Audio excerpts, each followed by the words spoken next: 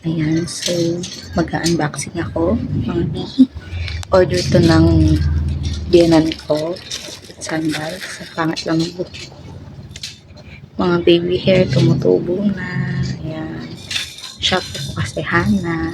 Share ko lang. Wait lang.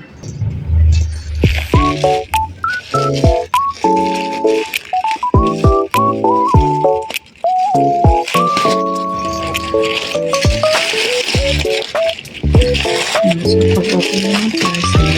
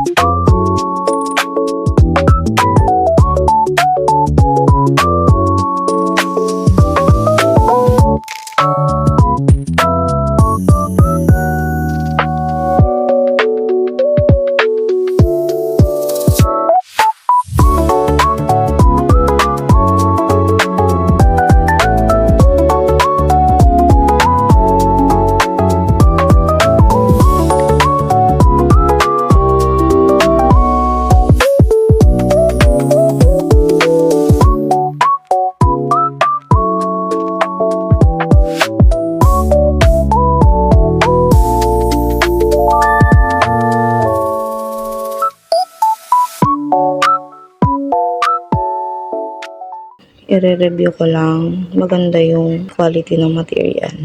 At saka hindi talaga masakit. Sorry sa allergy ko. Hindi siya masakit talaga, Hindi siya magiging masakit sa paa. May mga irregularities lang. Ito maganda yung cut. Ito lang hindi. Ito yung ilalim niya. Ito, makapit siya. Kunwari ito yung paa ko.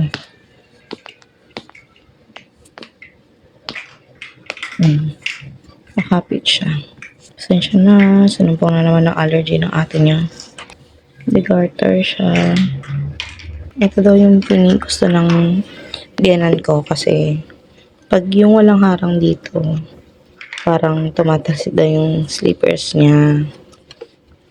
Kaya ito yung napili niyang sandals. Pag may lakad kasi siya, ginagamit niya rubber shoes. Pagkatan niya ng church. Ganito yung mga gusto niya. Syempre, para maganda para sa paningin ni Lord, diba? Maganda. 291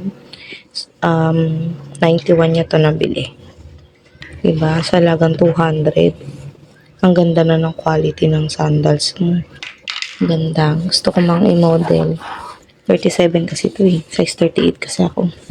Kasya sa akin, size 37. Yung size 38 talaga ako. Baka size 37 na ako ulit. Ganun daw kasi yung pagkain. Nabubundes, lumalaki yung paa. Sinukat ko na. Sorry mama, sinukat ko na. Pinamomodel ko lang.